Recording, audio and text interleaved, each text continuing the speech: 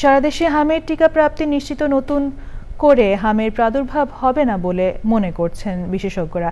তারা বলছেন গুরুতর অসুস্থ হওয়া ছাড়া হাসপাতালগুলোতে ভর্তি সংখ্যা কম।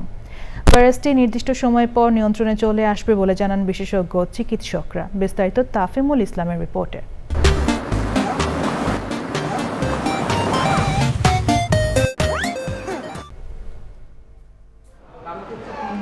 নরসিংদীর স্থানীয় একটি মসজিদের ইমাম আমিনুল ইসলাম হামে আক্রান্ত মেয়েকে নিয়ে রাজধানীর কয়েক হাসপাতাল ঘুরে খরচ হয়ে গেছে প্রায় ৩ লাখ টাকা।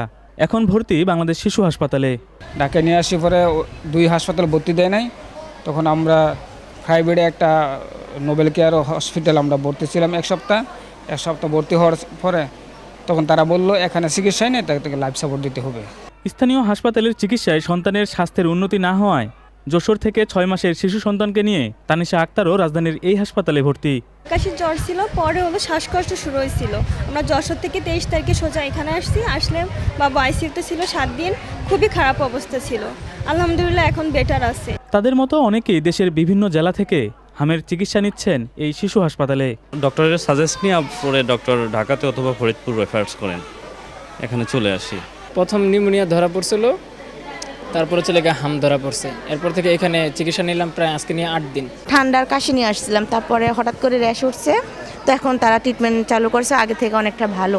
তবে বর্তমানে নতুন আক্রান্তের সংখ্যা অনেক কম, যারা আসছেন হামের জটিলতা নিয়েই। নতুন আক্রান্ত ফ্রেশ মিজেলস কিন্তু আমাদের কম ভর্তি হচ্ছে, যেগুলো আসতেছে হাম জটিলতা নিয়েই বেশি আসতেছে, স্পেশালি নিউমোনিয়া, সিভিয়ার ডায়রিয়া, খিচুনি মানে এনকেফালাইটিস, এইগুলো নিয়ে আসতেছে। বিশেষ করে নিউমোনিয়া হয়ে গেলেই বাইরে এখন আর ওরা ভয় পাচ্ছে, কারণ রুগীরাও জানে যে নিউমোনিয়া মারা যাচ্ছে বেশি।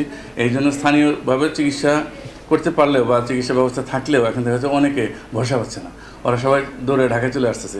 সুস্থ হয়ে গেল 4 থেকে 6 সপ্তাহ স্বাস্থ্যবিধি মেনে চলার পাশাপাশি শিশুদের পুষ্টিকর খাবার খাওয়ানোর পরামর্শ দিচ্ছেন বিশেষজ্ঞ চিকিৎসকরা। তাফিমুল ইসলাম, চ্যানেল আই, ঢাকা।